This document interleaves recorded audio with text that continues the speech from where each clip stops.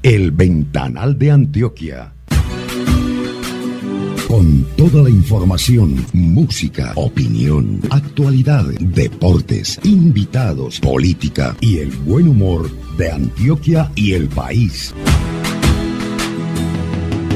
El Ventanal de Antioquia. Conduce Leonardo Correa Ferrucho. Buenas noches. Este Ventanal de Antioquia siempre con invitados especiales y de distintos temas para tratarles en sus casas los martes en la noche. Y hoy un tema que nos compete a todos, puesto que todos coincidimos en tener un órgano del cuerpo absolutamente vital y es el corazón.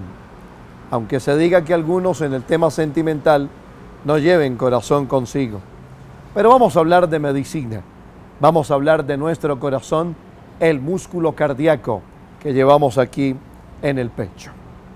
He invitado, y para mí es una gran alegría y satisfacción, uno de los más prestantes cardiólogos del país, al servicio del Hospital San Vicente de Paúl y catedrático director de posgrado de la Universidad de Antioquia en el tema de cardiología. Es el doctor Juan Manuel Senior Sánchez. Doctor Senior, buenas noches, bienvenido a nuestro programa. Muchas gracias por la invitación y poder compartir algunas experiencias con el público, con la ciudadanía sobre temas del corazón. Muy gentil, señor. Doctor Juan Manuel, ¿por qué se enferma el corazón? Bueno, el corazón es un órgano bastante resistente, pero hay algunas enfermedades que conocemos como factores de riesgo que hacen que pueda tener una falla o un daño. Entre esas, una de las más importantes está el aumento de las cifras de presión arterial, que conocemos como hipertensión arterial. Y en segundo lugar, la afectación de las arterias que nutren al corazón de sangre, que son las arterias coronarias, enfermedad que conocemos como enfermedad coronaria por aterosclerosis. El doctor Senior, además de ser cardiólogo, médico especialista en el tema, es uno de los más prestantes hemodinamistas de la ciudad y del país.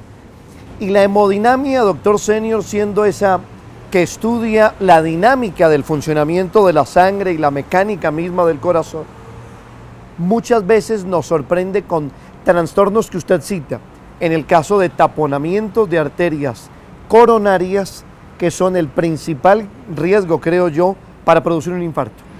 Sí, exactamente. Las arterias del corazón llevan la sangre y en esas arterias se pueden ir depositando lo que conocemos como placas, que en general están compuestas de colesterol y van haciendo una obstrucción de las arterias en la forma interna, van disminuyendo la sangre que le llega al corazón y en un episodio siguiente puede taponarse, ocluirse con un coágulo, con un trombo y producir lo que conocemos como un infarto agudo de miocardio. Para que la gente nos entienda, el cuadro arterioesclerótico de arteriosclerosis y taponamiento arterial se puede presentar solamente por consumo excesivo de grasas, por el colesterol elevado, o también la hipertensión juega un papel. El aumento del colesterol es un factor importante, pero hay otros factores que también confluyen. La presión alta, la hipertensión, el azúcar elevado, o sea, los pacientes diabéticos que no han sido adecuadamente controlados, y un factor muy importante es el tabaquismo. El cigarrillo es una de las causas más importantes de que se tapen las arterias. Y hay que hacer la salvedad que no solamente la enfermedad se presenta en las arterias del corazón, sino que una persona que sufra de cualquiera de estos factores de riesgo puede tener un episodio en una arteria que vaya al cerebro, en una arteria que vaya a los miembros inferiores o superiores, en las arterias de los riñones. O sea, la enfermedad en general es una enfermedad sistémica que produce una manifestación clínica específica en un órgano. El que manejamos nosotros es específicamente el infarto, que es el que afecta a las arterias del corazón. ¿Se puede presentar dicho taponamiento exclusivamente en las arterias o también inmiscuye las venas, incluso los capilares? En este caso, cuando es enfermedad aterosclerótica y formación de trombo, es en las arterias. Ya. La enfermedad venosa se puede dar por coágulos, pero no en las venas del corazón, sino en venas periféricas, en las venas de los miembros inferiores, produciendo otra enfermedad diferente que se llama trombosis venosa profunda. La misma tromboflebitis. La tromboflebitis tiene una connotación de inflamación y es más de una enfermedad más superficial, de las venas superficiales, mientras que la trombosis venosa profunda, como dice el nombre, afecta el sistema venoso profundo, forma coágulos y el riesgo mayor es que un coágulo de eso se desprenda, vaya al pulmón y produzca lo que llama un embolismo pulmonar. Entonces son enfermedades que comparten algunos factores de riesgo desde el punto de vista de cómo se producen, comparten algunas cosas, pero son enfermedades diferentes, el compromiso de las venas con el compromiso arterial. El corazón, dicen, doctor Senior, es un músculo, dicen los libros, compuesto de 4 cavidades, 2 aurículas y 2 ventrículos. Perfecto. Su funcionamiento es como el de una motobomba que succiona y expulsa sangre. Pero se presentan trastornos a nivel de esas válvulas que producen el paso de la misma sangre. ¿Por qué? Sí, el corazón, como bien lo mencionaste, es una bomba, está encargado de expulsar sangre. La parte derecha expulsa sangre hacia los pulmones para que esa sangre se oxigene, llega al lado izquierdo y el ventrículo izquierdo, o sea, la parte izquierda del corazón, lo bombea hacia el resto del organismo. Para hacer todo este mecanismo como bomba, tiene unas válvulas internas, algunas permiten que la sangre entre al corazón, se acumule para ya poder bombearla. Y otras válvulas permiten que el corazón la expulse hacia la parte externa, o sea, vaya o al pulmón o vaya a toda la circulación. Esas válvulas son muy importantes en el funcionamiento del corazón y hay algunas enfermedades que producen compromiso de esas válvulas. Hay una enfermedad que es muy de los países latinoamericanos, que es la fiebre reumática. Es una enfermedad que se produce en la adolescencia, produce compromiso, inflamación de las válvulas y después deja una secuela en la cual puede dejar que la válvula sea insuficiente, o sea, no cierre bien la válvula, o sea estenótica, que es que la válvula se queda estrecha. Esa es una de las causas más importantes en Latinoamérica, pero hay otras causas de compromiso de las válvulas del corazón. Dentro de ellas están las enfermedades degenerativas, entonces asociadas al envejecimiento, en donde puede haber estrechez de las válvulas, precisamente porque se van calcificando y con el envejecimiento se van estrechando esas válvulas. Enfermedades infecciosas como la endocarditis, que puede sembrarse una bacteria en la válvula y destruir el aparato valvular, o sea, todo lo que es el conjunto de la válvula y producir también daño valvular. Buena charla con el doctor Juan Manuel Senior, médico cardiólogo, intervencionista, para hablar de nuestro corazón. Pero hablemos también de excursiones. Las próximas salidas para esta temporada de vacaciones solo debe marcar 448-1526, 448-1526, para que le contesten por los planes y servicios de nuestra organización.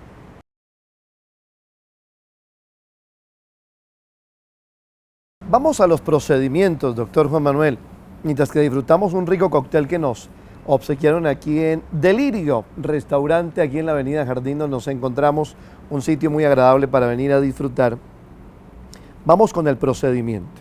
Cuando hay una arteria taponada, es necesario un procedimiento en donde se introduce una especie de stent para abrir la zona que está obstruida. ¿Todo tipo de taponamiento requiere una angioplastia? Bueno, el tratamiento de estas enfermedades cambió dramáticamente y lo que conocemos como hemodinamia cambió.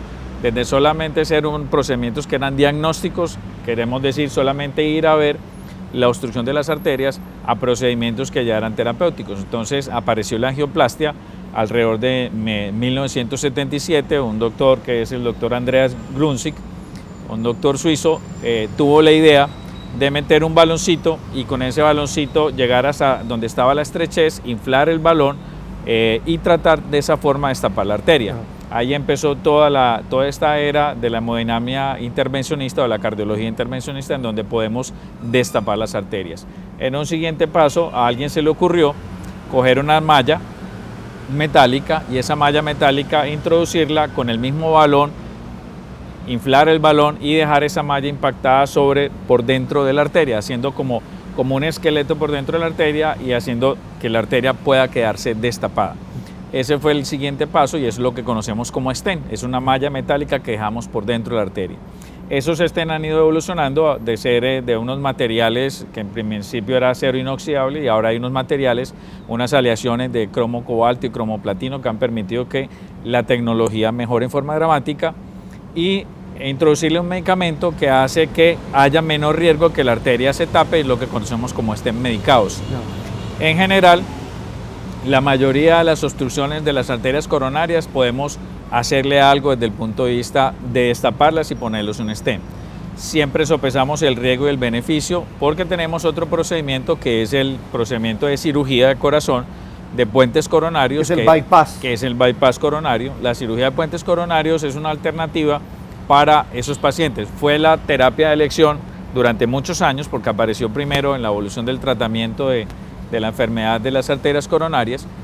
Y la hemodinamia o la cardiología intervencionista ha ido desplazando cierto grupo de pacientes y ya en un porcentaje grande los podemos hacer por vía que nosotros llamamos percutánea, porque aquí no hay incisión quirúrgica, no hay herida quirúrgica, es solamente por punción con una aguja. Accedemos a una arteria que en general la estamos haciendo por una arteria que pasa por el brazo, por la arteria radial. Antiguamente la hacemos por la arteria femoral que pasa por acá por la ingle. Pero en la etapa actual, en la era moderna, la hacemos por vía radial y solamente por punción, y allí no queda cicatriz, no queda herida quirúrgica, no hay puntos, entonces es un procedimiento mucho menos invasivo. Casi que ambulatorio. Esa es la tendencia actual. Ahora en el mundo hay una tendencia en que uno se haga el procedimiento por la mañana y el paciente pueda irse por la tarde para la casa. Todavía nosotros no estamos en ese proceso. Requiere una observación. Requiere una observación al menos de 24 horas, pero hay cierto grupo de pacientes que sí vamos a poder hacerlo el mismo día y el paciente irse para su casa el mismo día. Vuelvo a la raíz del asunto. Mire usted ya hasta dónde llegamos, pero podríamos decir que el origen de todos estos trastornos coronarios, o en su mayoría, es el trastorno de la hipertensión. ¿Qué puede hacer una persona que hoy nos está viendo, que no es hipertensa, para evitar serlo? Bueno, hay cosas importantes que lo marcan a uno desde el punto de vista de su historia médica. La historia familiar es muy importante. ¿Es hereditaria? Es de asociación familiar. Hereditaria, lo que nosotros llamamos poligénica, o sea, está ubicada en diferentes sitios en genes, no en un punto específico como algunas enfermedades que son claramente de transmisión genética, que mi padre la tuvo, yo tengo 50% de probabilidades de tenerlo, pero sí es de herencia familiar en diferentes genes que se confluyen y entonces hay uno en la familia que puede tener la enfermedad. Entonces varios de estos factores de riesgo tienen esa asociación familiar. Entonces mi historia familiar carga mucho. Si tengo historia de hipertensos en la casa, si tengo historia de diabéticos en mi casa, si en mi casa hay historia de colesterol alto, o sea, de dislipidemias, esos son factores que me van a marcar y son factores que yo voy a tener que tener en cuenta, y para eso es importante las revisiones anuales con su médico de cabecera. Una simple revisión anual con la toma de presión arterial, un examen clínico y unos exámenes paraclínicos, exámenes de sangre muy sencillos, yo puedo estar pendiente de qué es lo que pasa. Control lipídico regular. Exacto. Y evitar algunos factores que sí me van a adicionar riesgo, ¿cierto? Entonces el más importante, cigarrillo, tabaquismo, tener el peso ideal, el sobrepeso es otra de las cosas que nos marca, y lo otro, tener una actividad física importante, no tener una vida sedentaria, porque eso nos va a ayudar a disminuir la probabilidad de que tenga hipertensión, diabetes o el colesterol. Todo eso nos ayuda a que tengamos los factores de riesgo controlados. Hemos dilucidado en varios programas anteriores algunas señales de riesgo y alarma para trastornos de taponamiento arterial coronario, la famosa arteriosclerosis, y que nos pueden dar señales o signos de un preinfarto del miocardio. La opresión del pecho, lo que conocemos popularmente como angina de pecho, el dolor, entumecimiento del brazo, parte de la mandíbula. Pero hay una sintomatología que hoy está siendo de mucha frecuencia motivo de consulta, y es el desaliento. Es una palabra muy utilizada en Antioquia. Doctor, es que siento mucho desaliento, de la cintura para abajo. Me siento sin fuerzas, me siento desgonzar, me siento desvanecer y me canso mucho en pacientes con historial coronario. ¿Por qué pasa eso? Bueno, hay una manifestación típica de la enfermedad o de la obstrucción de las arterias coronarias que, como lo mencionaste, es la angina, es el dolor de pecho. Sí. Cuando el dolor de pecho se presenta en ejercicio, es lo que llamamos una angina estable. Cuando yo hago ejercicio me da el dolor, la opresión, yo dejo de hacer la actividad física y el dolor cede. Eso es una angina estable, es una enfermedad crónica. Cuando el dolor me da en reposo, ese mismo dolor de pecho se me puede ir hacia la parte, el miembro superior izquierdo, sobre todo la región interna, o sea, la región cubital, y dura más de 10 minutos, podemos estar en el curso de un infarto de miocardio y la recomendación es ir a consultar por urgencia rápidamente. Pero la angina, perdóneme que me interrumpa, la angina de opresión en el momento del deporte o de la actividad física es igual de peligrosa a la del estado tranquilo. Es menos riesgosa, pero nos está diciendo que hay una obstrucción de las coronarias, pero lo que hay es una placa de colesterol que está obstruyendo la arteria. Mientras que cuando se produce en reposo y no cede en los primeros 10 minutos, nos está diciendo que hay una placa de colesterol, pero probablemente hay un coágulo que se está formando y me va a obstruir la arteria en un 100%. Correcto. Y lo que mencionaste es la tercera manifestación, que es lo que conocemos como angina equivalente o equivalentes anginosos. ¿Qué quiere decir? Son síntomas que equivalen al episodio de dolor, pero el paciente no tiene dolor. Entonces, una de las cosas que puede pasar es que el paciente camina y tiene sensación de ahogo, lo que nosotros en el argot médico llamamos disnea. El paciente camina y le da sensación de ahogo, o camina y le da sensación de fatiga. El paciente se siente cansado, no es capaz de seguir haciendo su actividad física y debe parar. Eso es lo que conocemos como equivalentes anginosos. En una consulta médica orientado a los factores de riesgo, a la sintomatología del paciente, es la primera enfermedad que debemos descartar. Hay una gran ignorancia en nosotros, los pacientes, en los temas relacionados con el infarto, no solamente coronario, sino el infarto cerebral. Y es que nos sentimos mal y venga, yo me tomo una aspirina, venga, yo me tomo una acetaminofén y me acuesto. Y resulta que se quedan acostados de por vida. Y es ahí donde el tiempo es el mejor aliado para buscar una buena respuesta. Sí, señor, esa es una verdad que llamamos verdad de apuño. Las personas a veces no tienen la conciencia de que pueden sufrir un infarto. ¿Esto para quiénes va? Para personas que en su familia tengan historia de infartos, personas que tengan factores de riesgo, el hipertenso, el diabético, el dilipidémico, el que fuma, los hombres por encima de los 40 años, las mujeres por encima de los 50 que ya están en su etapa posmenopáusica.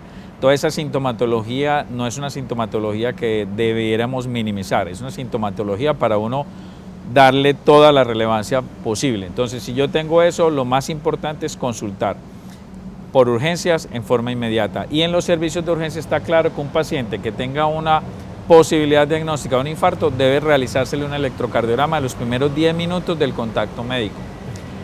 Usted dijo una cosa muy importante que nosotros siempre lo recalcamos en las historias médicas y con nuestros estudiantes y los residentes, y es que eso llamamos tiempo es músculo. ¿Qué quiere decir? Entre más precoz, más temprano yo haga la intervención, más músculo cardíaco salvo. Entonces siempre digo, tiempo es músculo. Si yo tengo la arteria abierta y puedo abrir la arteria entre los primeros 30 minutos, la primera hora, lo que se llama la hora de oro, es posible que no haya absolutamente ningún daño cardíaco por un infarto. A medida que pasa el tiempo, voy a tener un daño cardíaco que voy a poder minimizar si abro la arteria. Y el tiempo mágico son las primeras 12 horas. Después de las 12 horas, lo que tenía por salvar se ha dañado con el infarto. Doctor Juan Manuel, ¿qué le podemos hacer al corazón para consentirlo, para evitarle caer en estos trastornos? Además del ejercicio, además de no fumar, ¿hay algún tipo de alimentación o algo que algunos inclusive en revistas indican que el buen sexo, las buenas relaciones interpersonales, el no tener malos momentos o disgustos? ¿Cómo proteger el corazón? El corazón básicamente lo queremos con lo que nosotros llamamos hábitos de vida saludable. En hábitos de vida saludable no solamente está el ejercicio, pero es una parte importante de los hábitos de vida saludable. Siempre la recomendación es que en actividad física tengamos 150 minutos mínimo por semana, distribuidos en forma periódica para poder entrenar el músculo. El ejemplo que le damos a nuestros pacientes es, usted no puede ir a un gimnasio, coger la pesa más grande y hacerla una vez por semana porque no va a tener nada, se va a dañar el músculo, lo va a desgarrar. Usted debe tener un entrenamiento y debe ir aumentando su intensidad de entrenamiento, y eso es lo que se hace con el corazón. Lo segundo es la dieta saludable. Dieta saludable, que no nos gusta llamarlo dieta porque dieta siempre tiene una connotación en contra. Restricción. Exacto, de restricción. Ya me van a quitar, ya no voy a poder. Y es una cosa que tenemos que trabajar desde la infancia en los niños para enseñarles a comer lo que es saludable, porque luego en la edad adulta es muy difícil uno cambiar toda esa cantidad de conductas que fueron aprendidas en la casa. Entonces nuestra dieta, la dieta paisa, es una dieta muy de carbohidratos y de grasas, entonces no es una dieta muy saludable que digamos. Entonces, hábitos de vida saludable, en esto está la dieta, entonces tenemos que consumir verduras, consumir legumbres, consumir una gran cantidad de fibra, entonces frutas, pero la fruta no en jugos, sino la fruta comida de las que tienen bastante fibra, utilizar un aceite de origen vegetal y no aceite de origen animal, tener un consumo moderado de carbohidratos, en las carnes preferir las carnes blancas, el pollo y el pescado. Las carnes rojas las podemos consumir, pero carnes pulpas, magras, sin el gordito, que a veces los pacientes le dicen, pero eso es lo que mejor sabe cuando uno asa la carne con el gordo alrededor. La punta de anca. Exacto, entonces, pero esa es de las cosas que tenemos que ir limitando. Se ha vuelto usted muy estudioso, doctor Juan Manuel Senior, de un tema que es más bien poco conocido, pero muy relevante, y es el de la falla cardíaca. Eso, para que me lo explique brevemente, me suscita una pregunta. ¿Se cansa el corazón algún día? Sí, el corazón termina, como le dice la enfermedad, que si falla cardíaca, el corazón termina fallando. ¿Pero se agota? Termina agotándose y la razón por la cual un corazón se agota es porque todas estas enfermedades que hemos mencionado, todos estos factores de riesgo, dañan el músculo. Empiezan a dañar el músculo, se empieza a perder masa muscular, el corazón sufre un proceso que nosotros llamamos remodelamiento. Remodelamiento es que el corazón empieza a dilatarse y su función disminuye. Entonces no bombea la misma cantidad de sangre que bombeaba normalmente y entonces empezamos a tener dificultades cuando requerimos que el corazón nos envíe a los órganos más sangre con oxígeno. Entonces en la actividad física empezamos a tener algunas dificultades. Entonces, no es nada eléctrico, sino funcional. Es algo funcional, funcional por el daño y en esto ese término es muy importante porque me permite hablar de dos tipos de falla cardíaca. La funcionalidad está en que el corazón tiene un daño y puede no bombear adecuadamente la sangre, pero hay otro tipo de falla cardíaca en el que el corazón puede bombear la cantidad de sangre suficiente, pero tiene una restricción en su llenado. Entonces esa alteración en la función o en el llenado del corazón o en el vaciamiento del corazón puede producir los síntomas que conocemos como falla cardíaca. Qué buenas enseñanzas con el doctor Juan Manuel Senior, invitado hoy a nuestro programa. Permítanme tiempo para la publicidad de 448-1526, el teléfono que pueden marcar para nuestras excursiones y los planes de este medio año para que vengan con nosotros, nacional o internacional. Desde Delirio, este gran restaurante bar aquí en el sector de Laureles.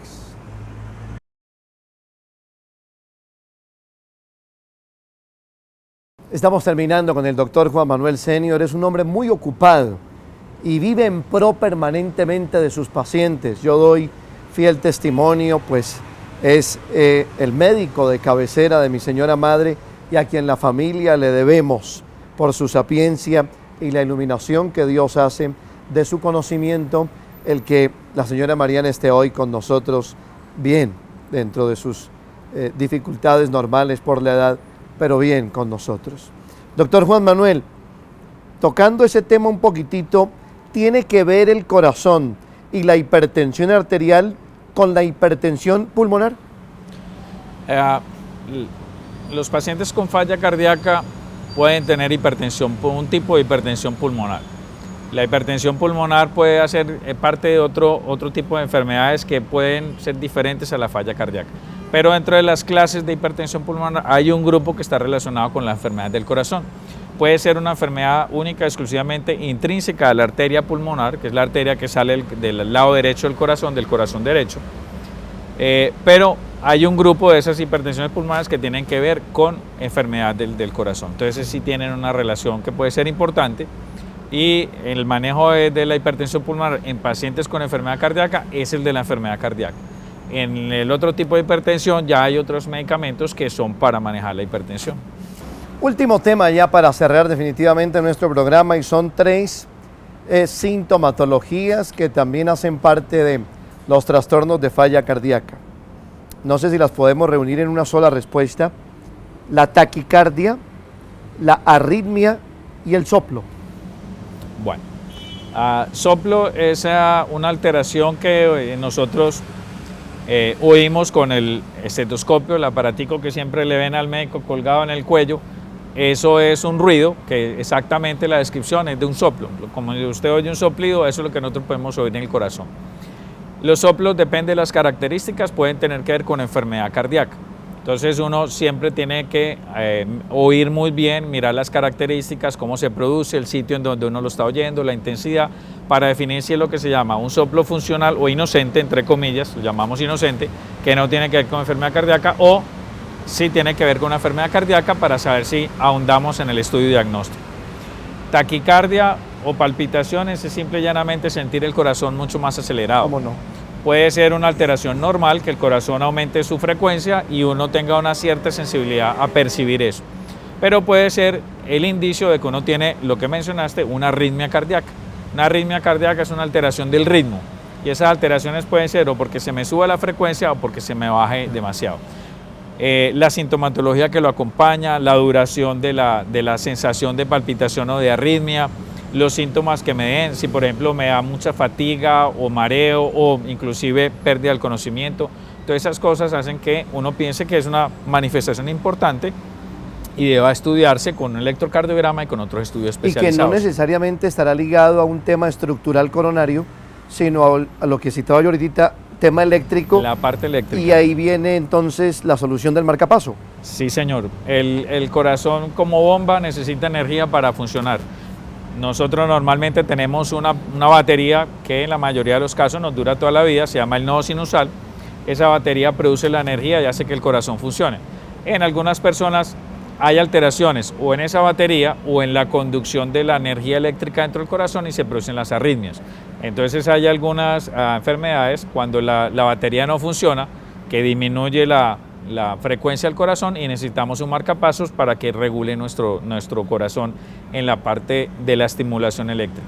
Pues amigos, hemos maratónicamente en 30 minutos hecho un barrido de la mayor cantidad de patologías y sintomatologías coronarias, aprovechando este tiempo maravilloso que nos obsequia el doctor Juan Manuel Senior Sánchez, prestigioso cardiólogo de nuestro país, al servicio de la Universidad de Antioquia como coordinador de posgrados en el tema y de los más prestigiosos hemodinamistas al servicio del Hospital San Vicente de Paul. Doctor Juan Manuel, aparecen los contactos privados del doctor Juan Manuel por consulta externa que ustedes de pronto quieren acceder. No sobra mirar qué posibilidad de agenda hay en su consultorio particular, pero también para que usted contacte por cualquier tipo de necesidad que tenga. Gracias por este tiempo que nos ha regalado, no solamente a mí, porque me ha enriquecido mucho su enseñanza, sino a quienes están en sus casas, enfermos del corazón o tal vez con la preocupación de algún día estar enfermos. Creo que le ha hecho usted un gran favor a nuestra teleaudiencia en esta noche. Con mucho gusto, ¿no? Y agradecer que podemos tener estos espacios para compartir y que la ciudadanía puede tener acceso a este tipo de información, que me parece que es importante, a ver si cambiamos el perfil de riesgo que tenemos en nuestra ciudad. Ya habíamos estado y salió usted igualito que hace 6 años. No cambió nada. Mucha más sapiencia, tal vez. Más sapiencia. Muchas gracias. Doctor Juan Manuel, gracias a usted.